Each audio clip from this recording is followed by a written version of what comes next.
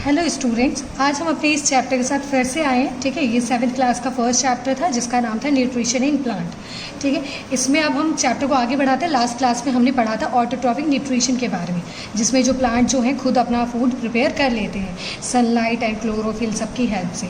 अब इसमें देखिए कुछ फ्लो चार्ट दिया हुआ है। न्यूट्रिशन के बारे में पढ़ रहे हैं। मैंने आपको बताया था 2 मोड होते हैं न्यूट्रिशन के, एक ऑटोट्रॉफिक न्यूट्रिशन और एक हेटरोट्रॉफिक न्यूट्रिशन। ठीक है, ऑटोट्रॉफिक न्यूट्रिशन के बारे में हमने पढ़ लिया, जो कि ग्रीन प्लांट में होते हैं। किस में होते हैं बच्चे लोग? ग्रीन प्लांट्स में होते हैं, अपना भोजन खुद बना लेते हैं, ऑटोट्रॉफिक न्यूट्रिशन होता है।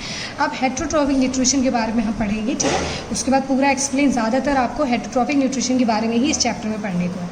पहला, अब हेटरोट्रॉफिक न्यूट्रिशन में भी 4 तरीके के न्यूट्रिशन होते हैं, एक होलोजोइक, एक पैरासिटिक, एक सैप्रोफाइटिक, एक है सिम्बायोटिक। ठीक है,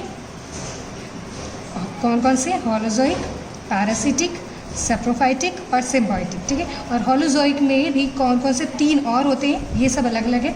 होलोजोइक में होता है हर्बीवोर, कार्निवोर, ओमनिवोर। ये आपने पढ़ा होगा। हर्बीवोर मतलब शाकाहारी, कार्निवोर मतलब मांसाहारी जो फ्लैश खाते हैं अदर एनिमल्स के, ओमनिवोर मतलब होता है सर्वाहारी जो ये दोनों खा लेते हैं, है ना। जैसे कि हम ह्यूमंस होते हैं, हम प्लांट प्रोडक्ट और एनिमल प्रोडक्ट दोनों खा सकते हैं, तो हम ओमनिवोर में आते हैं। ठीक है, तो ये चार्ट आपको हेटरोट्रॉफिक न्यूट्रिशन, इसके बाद इस प्रोसेस को समझने के बाद आपका पूरा का पूरा जो चैप्टर है वो इसी चीज़ को समझाएगा आपको। ठीक है, तो ये सब हम बाद में देखेंगे। पहले हमने जो फोटोसिंथेसिस की प्रोसेस में हल्का सा कुछ पढ़ा था कि जो ग्रीन प्लांट है वो फोटोसिंथेसिस का प्रोसेस करते हैं, प्रकाश संश्लेषण करते हैं, जिसके थ्रू वो फूड बनाते हैं। अब हम कुछ चीज़ें देखेंगे, कंडीशन नेसेसरी फॉर फोटोसिंथेसिस, कि आखिर कौन कौन सी कंडीशन में ही कौन कौन सी चीज़ें होनी ज़रूरी है फोटोसिंथेसिस का प्रोसेस होने के लिए। ठीक है, प्लांट अपना जो फूड प्रिपेयर करते हैं फोटोसिंथेसिस के प्रोसेस से, तो कौन कौन सी चीज़ होनी ज़रूरी है। ठीक है, ये हम देखेंगे। पहला, presence of green substance called chlorophyll. पहली चीज़ इंपॉर्टेंट है कि जो उनके लीव्स में ना ग्रीन पिगमेंट होना चाहिए, जिसको क्या कहते हैं? क्लोरोफिल। किसको क्या कहते हैं? क्लोरोफिल। ये क्लोरोफिल होना ज़रूरी है। ठीक है, तो उनके लीव्स में, उनके उसमें प्रेजेंस ऑफ ग्रीन सब्सटेंस होना ही चाहिए। ठीक है, जिसे क्या कहा जाता है? क्लोरोफिल। साथ में प्रेजेंस ऑफ सनलाइट होनी ही चाहिए। अगर कहीं पे अगर सूरज की रोशनी नहीं उगती तो प्लांट भी जिंदा नहीं रह पाते। ठीक है, तो प्रेजेंस ऑफ सनलाइट बहुत ही नेसेसरी है। साथ में अवेलेबिलिटी ऑफ कार्बन डाइऑक्साइड, साथ ही कार्बन डाइऑक्साइड भी मौजूद होनी चाहिए। ठीक है, क्योंकि हमें मालूम है हम जो ब्रीद आउट करते हैं कार्बन डाइऑक्साइड, वो भी कार्बन डाइऑक्साइड भी होना ज़रूरी है। और साथ में वाटर, जो कि हम पानी देते हैं ना सॉइल में, तो वाटर वो एब्जॉर्ब कर लेते हैं, तो वाटर भी होना ज़रूरी है। ठीक है, कौन कौन सा? Chlorophyll, the green pigment substance होना चाहिए, सनलाइट होना चाहिए, कार्बन डाइऑक्साइड होना चाहिए और वाटर होना चाहिए। ये 4 चीज़ें जो हैं होनी ही चाहिए। The reaction that take place during photosynthesis is chemical in nature and can be written as.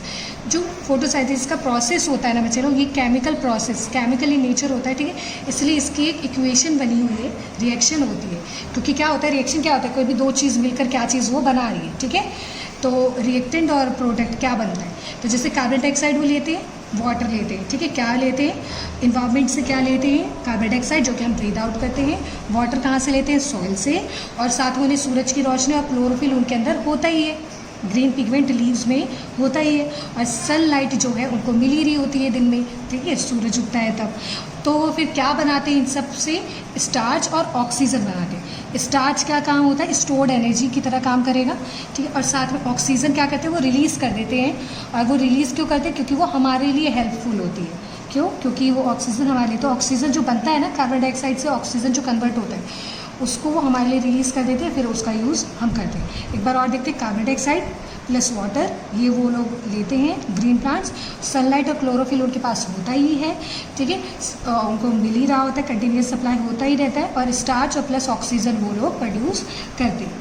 ठीक है, स्टार्च उनकी स्टोर्ड फूड की तरह काम करता है और ऑक्सीजन वो रिलीज़ कर देते हैं हमारे लिए। ठीक है, ऑक्सीजन देते हैं ना पेड़, हमने सुना है, वो इसी प्रोसेस के थ्रू, इसी फोटोसिंथेसिस के प्रोसेस के थ्रू ही ऑक्सीजन रिलीज़ होती है। ठीक है, हमने अब प्रोसेस तो पढ़ लिया फोटोसिंथेसिस का।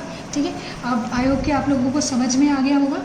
अब आपको क्या करना है, ये कंडीशन नेसेसरी है ना फोटोसिंथेसिस का, डेफिनेशन हमने लास्ट क्लास में पढ़ी थी कि what is the definition of photosynthesis, और you can say that explain photosynthesis.